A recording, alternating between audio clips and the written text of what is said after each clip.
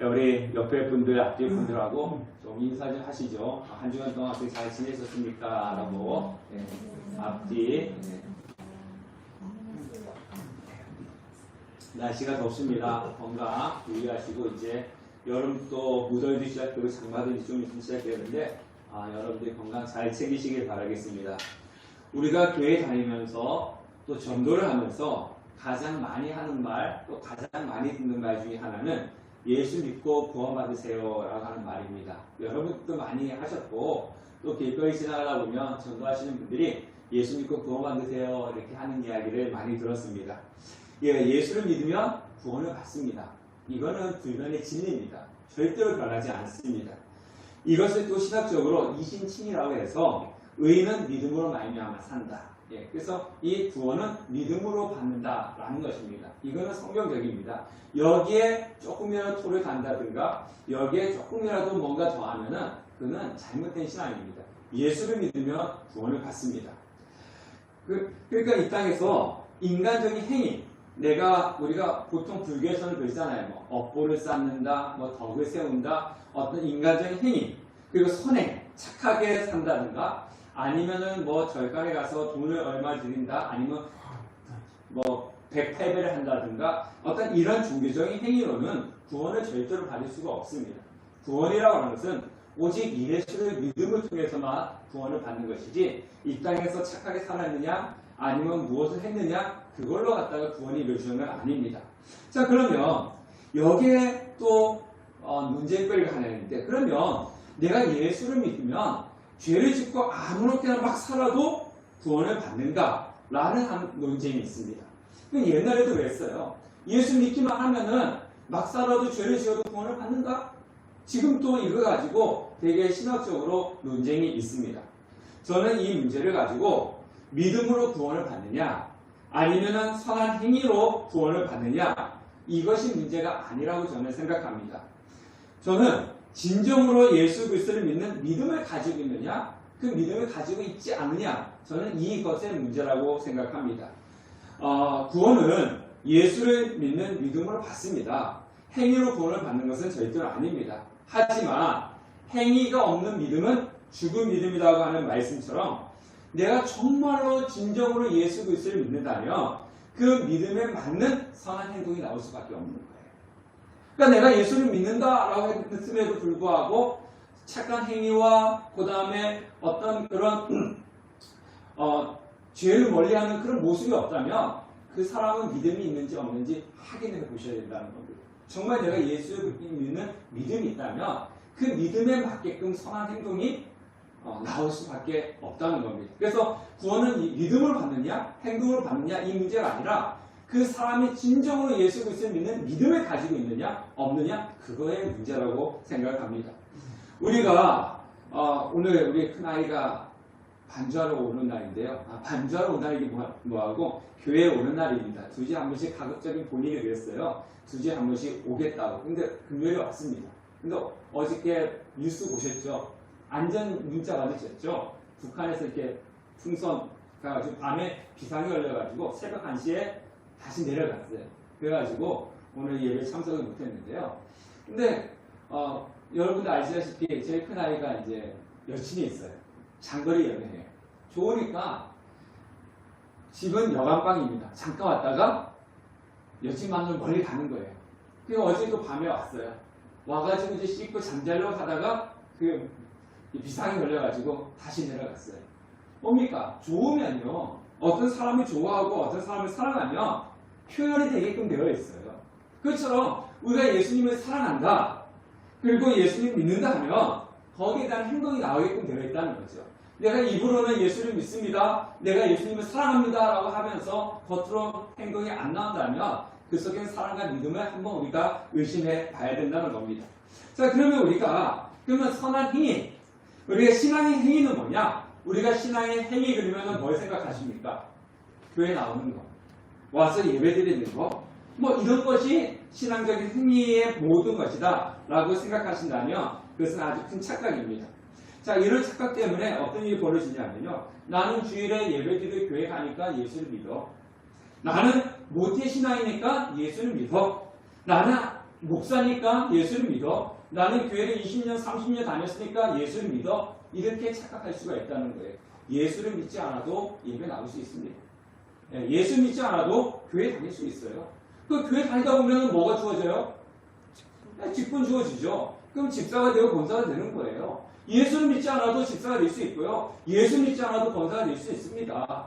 예수 믿지 않아도 교회 다닐 수 있습니다. 그 교회 다니는 그 모습만을 보면서 저 사람은 예수 믿음이 있다 라고 생각을 하면 안 된다는 겁니다.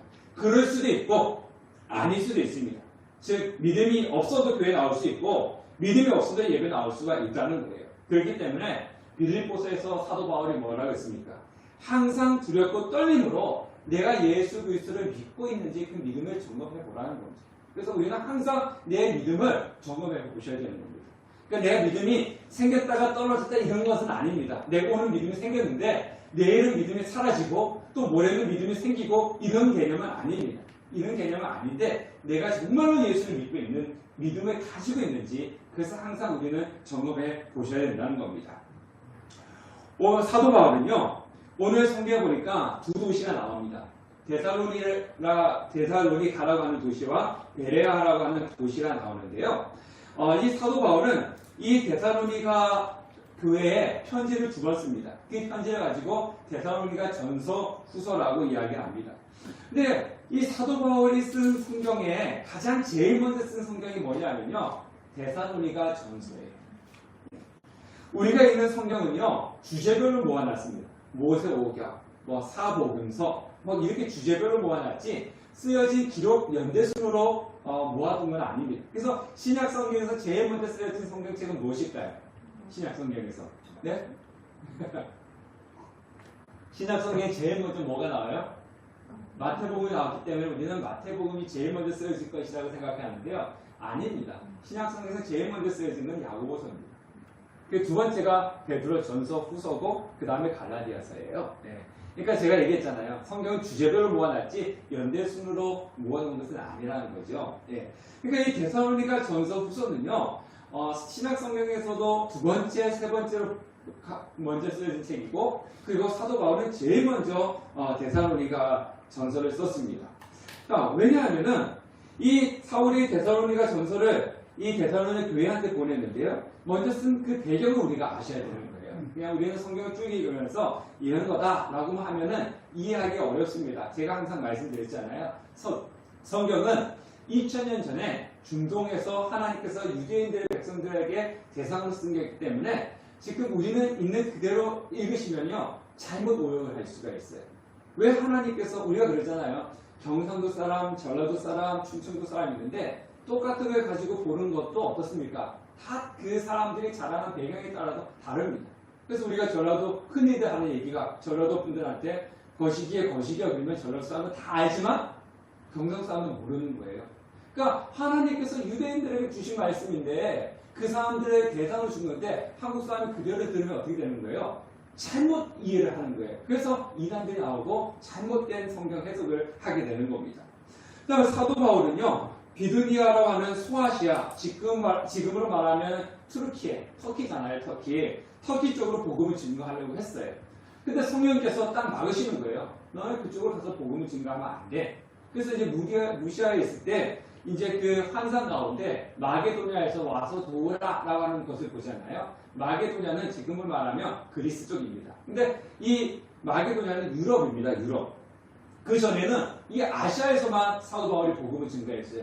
근데 환상 가운데 유럽 쪽에서 마게도냐에서 와서 도우라 그래가지고 이 사도 바울이 유럽으로 넘어갑니다.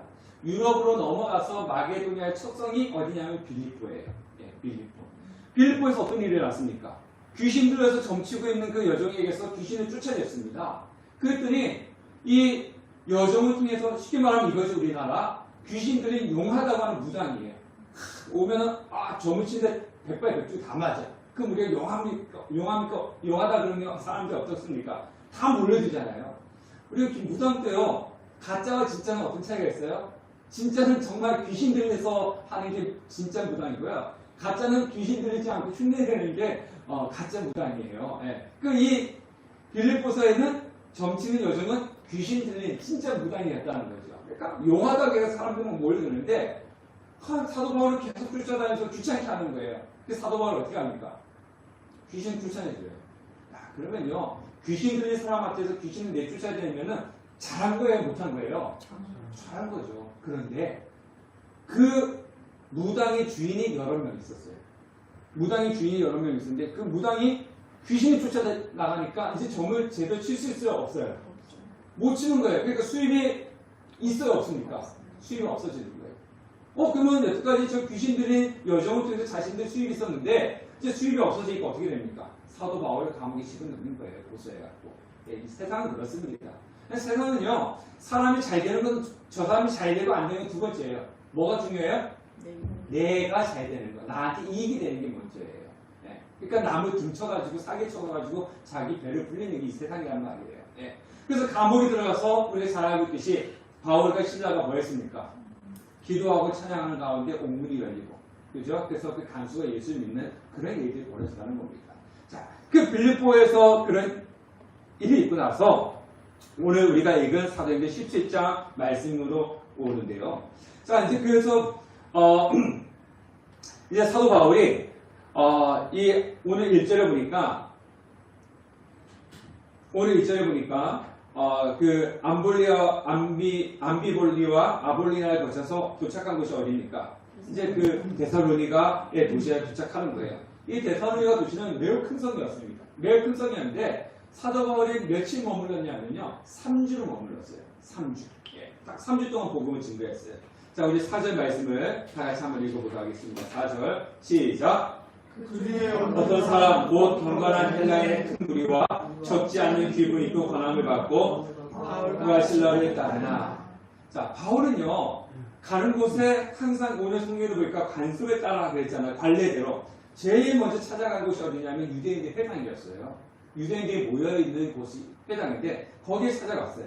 거기 가서 복음을 증거했는데 오늘 성경을 보니까 4절에 어떤 사람들이 있었다 그럽니까?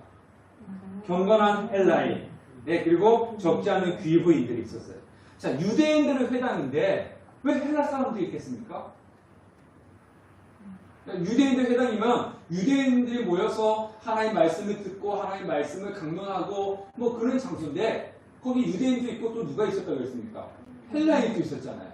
그럼 이 헬라인은 어떤 사람들일까요? 우리가 몇 주 전에 말씀을 살펴보았던 고넬료라고 하는 사람이 있었잖아요.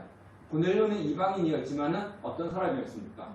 하나님을 경외하는 사람, 하나님을 믿는 사람이었어요. 그러니까 이 헬라인들은요, 이방인 헬라인이었지만 유대교회 하나님을 경외하는, 예수를 믿지 않지만 하나님을 경외하는 사람들이었어요.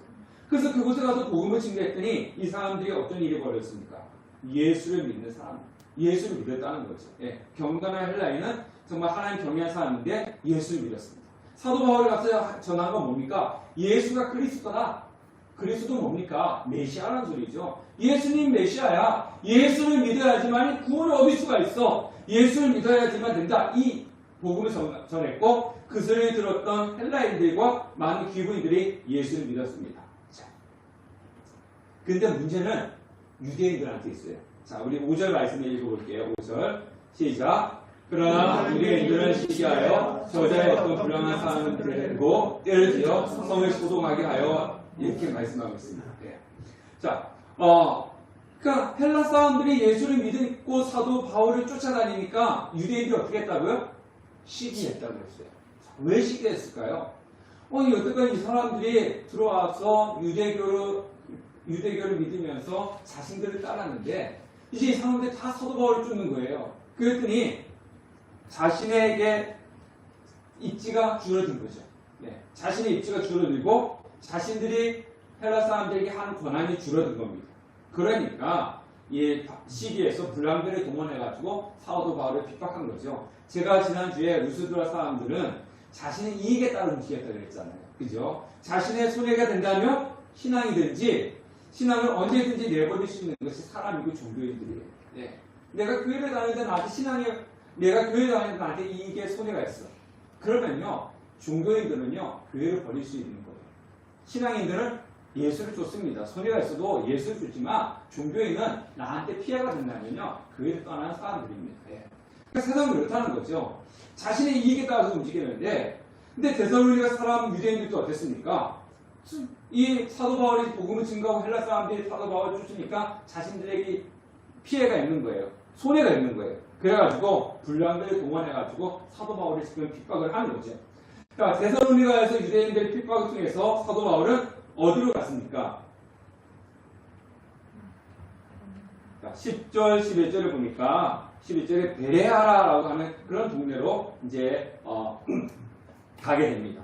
자, 여기서 우리가 이 사도 바울이 왜 데살로니가 교회한테 제일 먼저 편지를 썼는지 그 이유를 알 수가 있습니다. 제가 아까 그랬잖아요. 사도 바울이 데살로니가에서 몇 주 있었다고요? 3주. 네, 3주 있었습니다. 3주는 짧잖아요.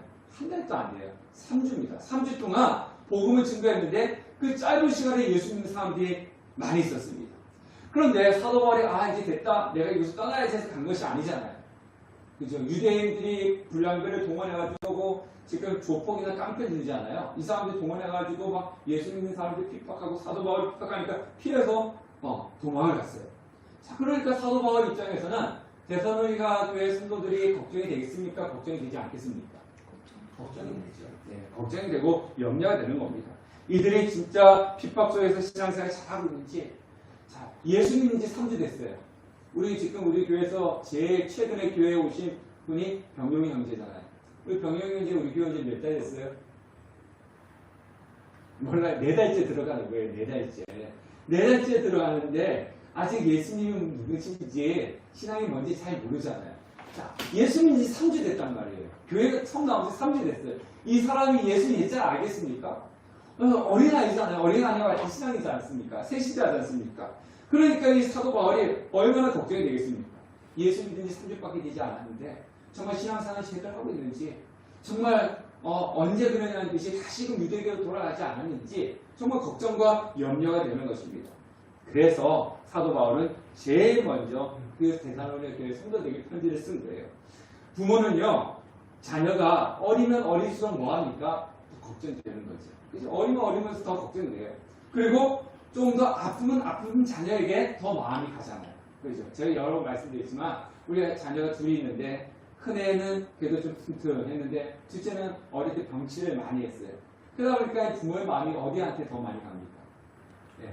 병치를 많이 하는 연약한 자녀에게 더 많이 가는 것처럼 사도 바울도 이 3주밖에 예수 믿은 지 3주밖에 되지 않은 이 새신자와 같은 데살로니가 성도들이 더 걱정되고 염려가 되었습니다. 그래서 제일 먼저 편지를 쓴 거예요. 자, 그렇지만요, 우리가 여기 청년들은 아직 잘 모르겠지만 우리 부모님들은 그러잖아요. 자녀가 5살이라도 10살이라도 20대가 되고 30대가 되고 40대가 되고 50대가 돼도 부모는 자녀 걱정해야 걱정하지 않아요. 네, 걱정합니다. 걱정해요. 그래서 TV에도 보면은 50대, 60대 자녀가 부모한테 왔다가 집에 돌아갈 때도 부모님이 하시는 얘기가 뭐예요? 차 조심해라. 어릴 때도 차 조심해라. 다 컸는데도 차 조심해라. 길 조심해라. 저도 어저께 우리 아이가 밤에 갔어요. 그러니까 제가 가자마자 톡보내 새벽 5시에 도착했다고 하더라고요. 이게 부모의 마음이에요. 네. 제가 여러분들에게 항상 이야기하는 게 뭡니까? 예배 빠지지 마라, 예배 늦지 마라, 성경 읽어라, 기도해라, 이렇게 매주 말씀을 드리지 않습니까? 제가 그렇게 하는 이유는 뭡니까?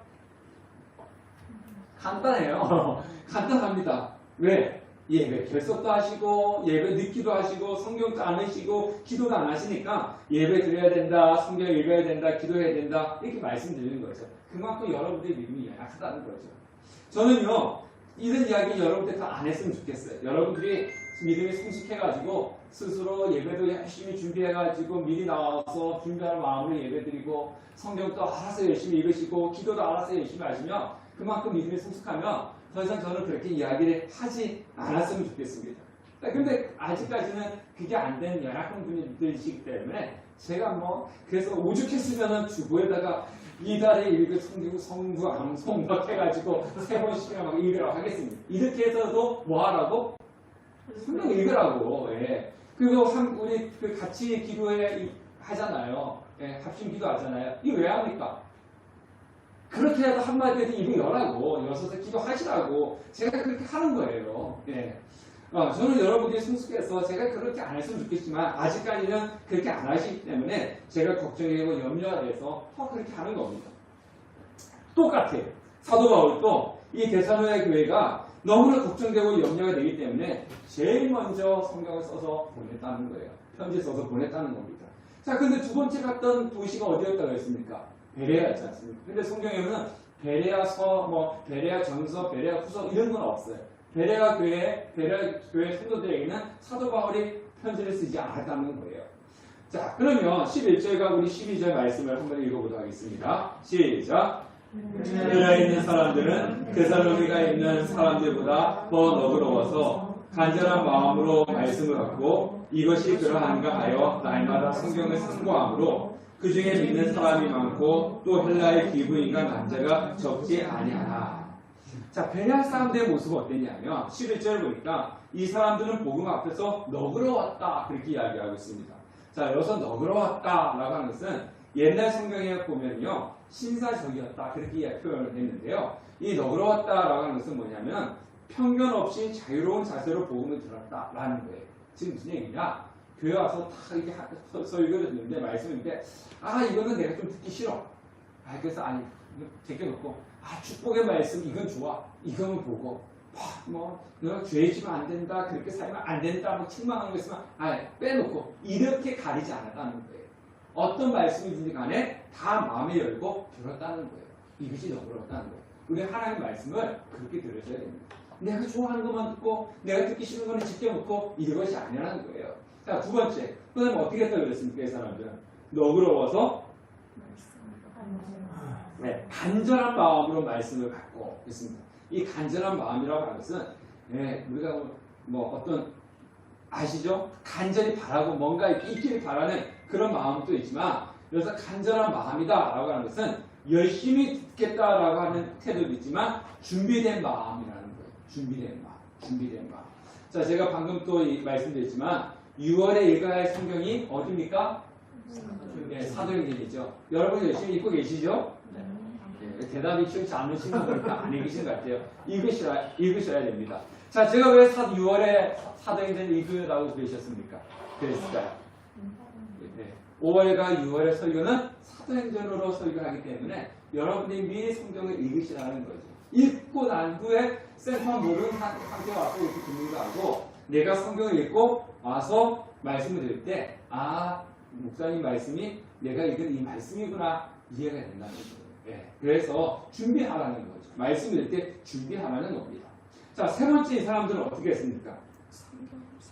말씀을 받고 이것이 그러한가 하여 날마다 성경을 상고하고. 여기서 상고하다라고 하는 것은 세밀히 조사하다라는 겁니다. 그러니까 날마다 말씀이 이런 거야? 저런 거야? 하면서 그 말씀을 조사했다는 겁니다. 그런데 그것도 하루에 끝나는 것이 아니라 날마다 그렇게 했다는 거예요. 자, 오늘 여러분들이 오늘 설교 말씀 듣고 집에 교회 문에 나서는 순간 다 잊어버리 그런가 봐. 오늘 설교 들을 때는 그래 그런가 봐 이렇게 하면서 했다가 교회 문을 나서는 순간 다 잊어버리는 경우들이 많지 않습니까? 그런 것이 아니라는 거죠. 자, 우리 교회는 주일마다 한번 주보 한번 보세요, 여러분. 주보. 그러시면 주보를 가지셔야 돼요. 주보를 항상 가지셔야 돼요. 그리고 그 청년은 주보 빨리 주보 갖고. 들어오면서 주보를 가져와야 돼요. 주보를. 자, 주보를 이렇게 딱 펴보세요. 이 바깥 말고 안쪽에. 자, 왼쪽에는 뭐가 있습니까? 예배 순서가 있잖아요. 그죠? 예배 순서 있죠. 오른쪽에 뭐가 있어요?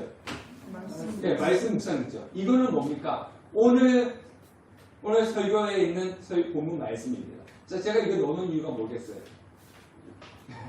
복습하라고. 그래서 이거는 가지고 집에 가셔야 돼요. 집에 가서 주중에 뭐 하셔야 됩니까? 다시 그 성경을 찾아보고 기록하는 거죠. 이게 뭡니까? 주위에 들었던 말씀을 다시 한번 상고하라는 거예요. 다시 한번 기억해 보라는 거예요. 그래서 노는 거지. 제가 시간이 남아돌아서 종이 이 여백이 있어서 여기 뭐가 세워야 될까 해서 노는 게 아니에요. 근데 여러분들 안 하시잖아요. 하셔야 된단 말이죠. 상고하셔야 된다는 거예요. 주중에 다시 한번 보셔야 된다는 거죠. 베레아교회 성경이 그랬단 말이에요. 날마다 성경을 그러한가. 사도 바울한테 말씀을 들었어요. 말씀 듣고 날마다 가서 사도 바울이 전한 말씀이 그런가 하시면 되시겠다는 거예요. 네, 그러셔야 된다는 겁니다. 자, 그래서 11절의 말씀 보니까 베레아 사람들은 말씀에 너그럽고 간절한 마음으로 말씀을 갖고 날마다 성경을 상고했다고 했습니다. 그 결과가 어떻게 되냐면 12절에 나와 있습니다. 12절에 그 중에 믿는 사람이 많고 또 헬라의 기부인과 남자가 적지 않아야. 예. 그렇게 말씀을 보고 그렇게 하니까 어떤 결과가 벌어지느냐? 믿는 사람들이 많이 생겼다. 그렇게 말씀을 하고 있습니다. 그래서 사도 바울이 데살로니가 교회의 편지를 제일 먼저 주문했었지만 베레아 교회 성도들의 편지 쓰지 않은 이유는 이들은 날마다 성경의 말씀을 상고하는 그렇기 때문에 굳이 편지 써서 잘 지내고 있니? 신앙생활 굳건히 해야 된다. 이렇게 할 필요가 없었다는 거예요. 그래서 베레아 교회한테는 편지 쓸 이유가 없었다는 겁니다. 자, 그러면 우리가 또 여기서 베레아 사람들을 통해서 우리가 받아야 될 교훈이 있습니다. 그건 뭐냐면요. 첫 번째는 신앙은 습관화가 될 만큼 훈련이 되어야 된다는 거죠. 예. 우리 지난주에 말씀드린 것처럼 사람들은요, 옳다고 생각하는 것에 따라 움직이는 것이 아니라 내가 지금까지 살아온 습관에 따라서 움직이게끔 되어 있어요. 자, 여러분들 운동해야 된다는 게 잘 아시죠?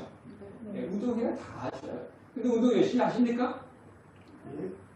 물론 이제 열심히 하시는 분이지만은 잘 안 되잖아요. 그죠? 우리가 맨날 그러지 않습니까? 올해는 내가 다이어트를 해야지, 아니 내가 운동 뭐 열심히 해야지. 그런데 이것이 작심삼일에 끝나는 경우들이 많이 있어요. 왜 그렇습니까?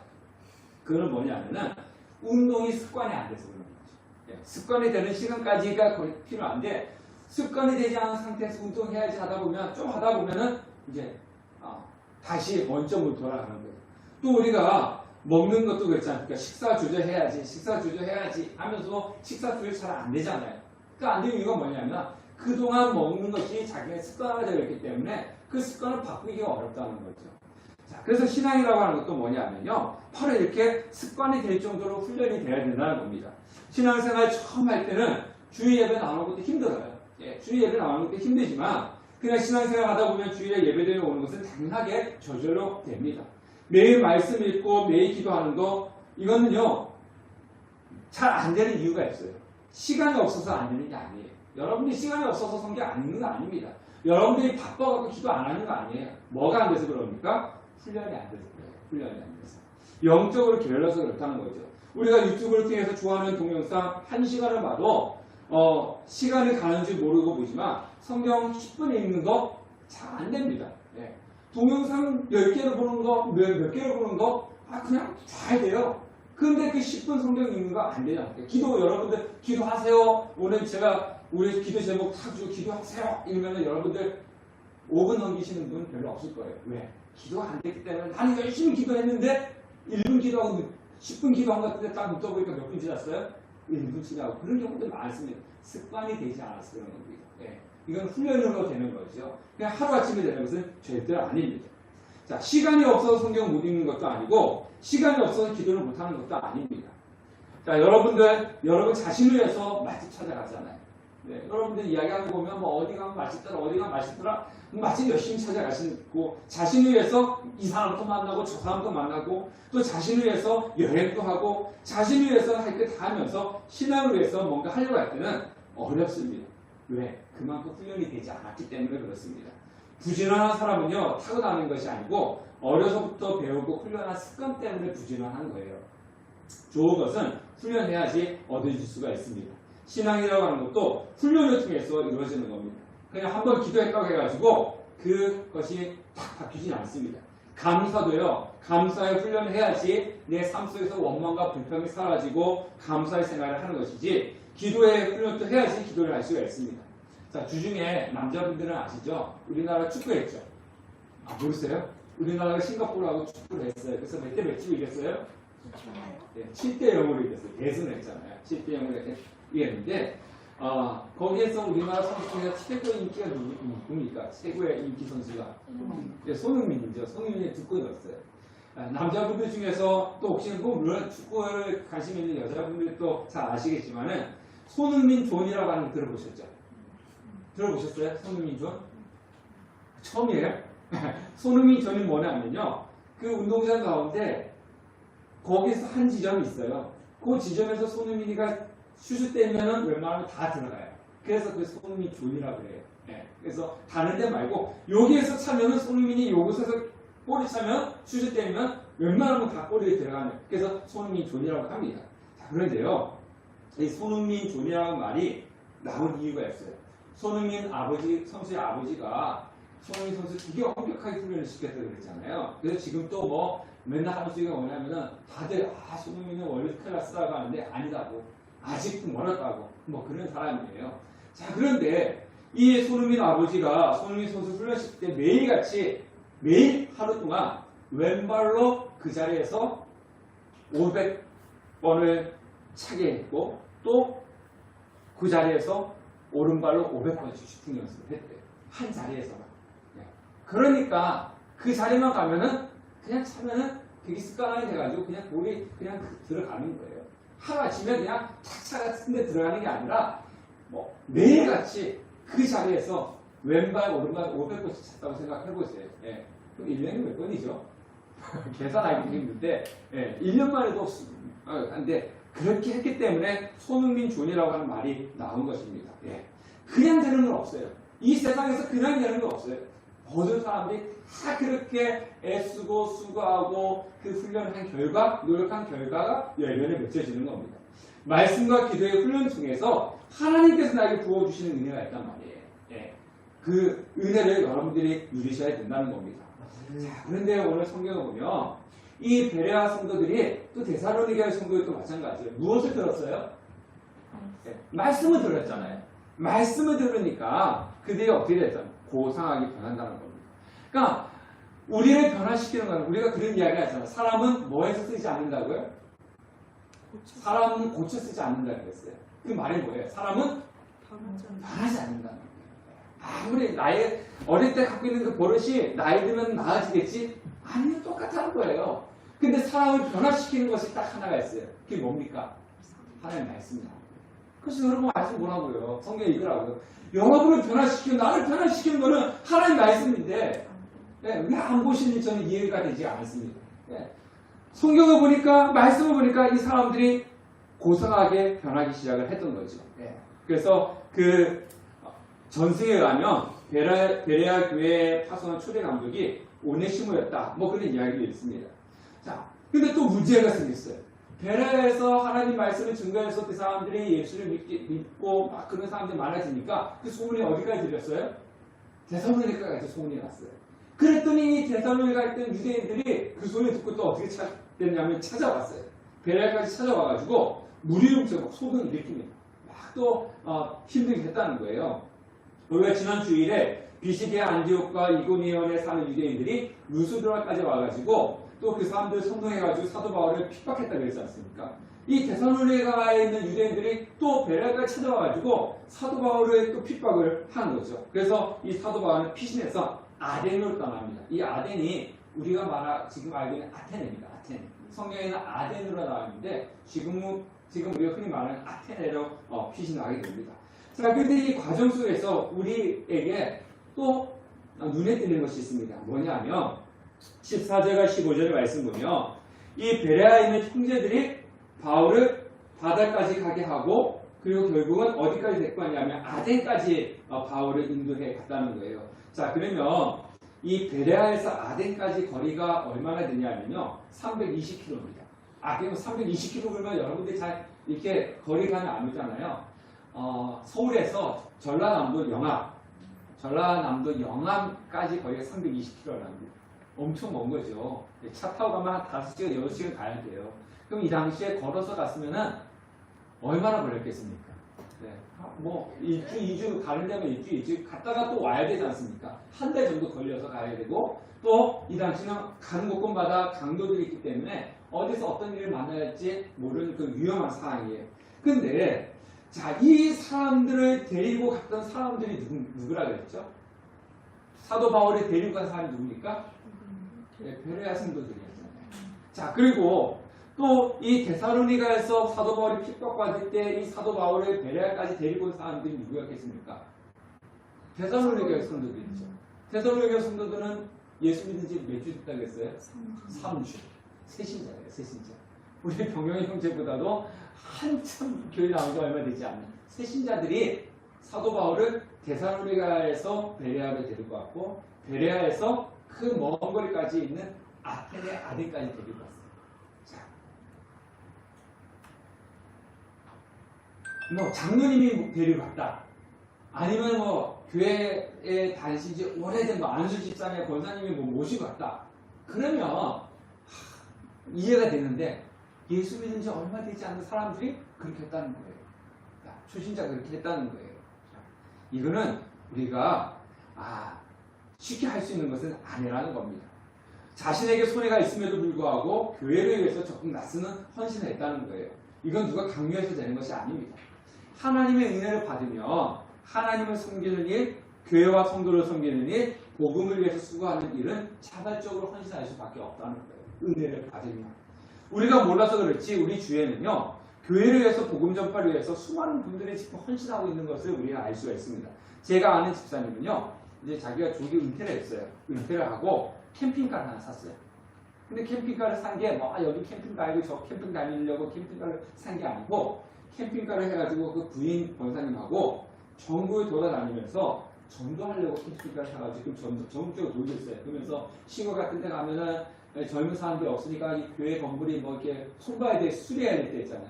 자기 사비로 갖다가 수리하고 또 노방 전도하고 그러려고 캠핑카를 사가지고 사비로 그렇게 전도하고 다니신 그런 집사님이 계십니다. 또 교회 건축할 때 자신의 땅을 부지로 들이신 분도 계시고, 자비량으로 직접 선교를 가시는 평신도들도 계십니다. 왜? 은혜를 받은 분들의 모습이라는 거예요. 네. 누가 그렇게 하라고 그러지 않았어요. 누가 그렇게 해라라고 이야기도 하지 않았어요. 스스로 그렇게 하셨다는 거예요. 스스로 그렇게 하고 계신다는 겁니다. 하나님의 나라는 은혜를 받은 성도들의 헌신을 통해서 세워져 가는 것입니다. 베레아 교인들이 사도 바울의 소유를 듣고 감동을 받고 은혜를 받고, 그리고 우리끼리 그냥 잘 먹고 잘 살자 뭐 하면서 다가를 나누고 그런 친교를 끝났다면 예루살렘 교회처럼 뿔뿔이 흩어지고 말았을 거예요. 네, 교회는요, 우리가 와서 교회 와서 은혜 받고 그냥 우리끼리 그냥 성도들끼리 다가 나누고 그냥 기쁘게 즐겁게 보내자, 이런 곳이 교회가 아니라는 거예요.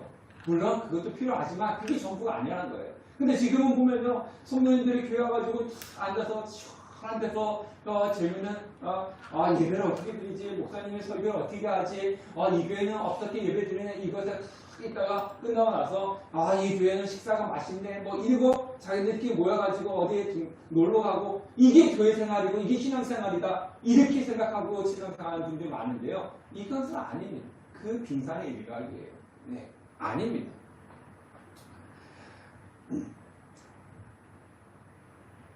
올해전에 제가 이제 코로나 때문에 이제 뭐 수련회라든가 이런 캠프들이 많이 없어졌는데, 그 오래전에 영성 캠프로 이제 섬김으로 여러 번 섬겼던 적이 있습니다. 이제 이 영성 캠프의 섬김은요, 자기가 회비를 내야 돼요. 예, 내가 회비를 내야 되고, 그리고 그 캠프에 참석한 사람들을 섬기기 위해서 제대로 항상 그분들이 먼저니까, 그분들이 좋은 것을 먹어야 되고 그분들이 항상 좋은 것을 자야 되니까 먹는 것도, 마지막에 잠자는 것도 숙소가 없어요. 섬기는 분들은 알아서 그냥 아무 데 가서 그냥 그렇게 자세요. 이겁니다. 그런데 섬김을 받으면 얼마나 좋습니까? 섬김을 받으면 물론 자기가 돈을 얘기도 아니면 제일 먼저 좋은 거 먹고 제일 편한 곳에 가서 잠자고 섬김이 딱 좋은데요.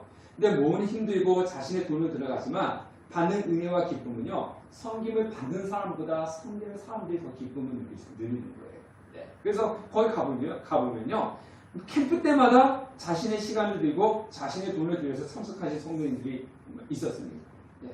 우리가 하나님을 위해서 아무것도 안 하면요, 몸은 편할 수 있어요. 그리고 시간을 내 본대로 더 쓸 수가 있습니다.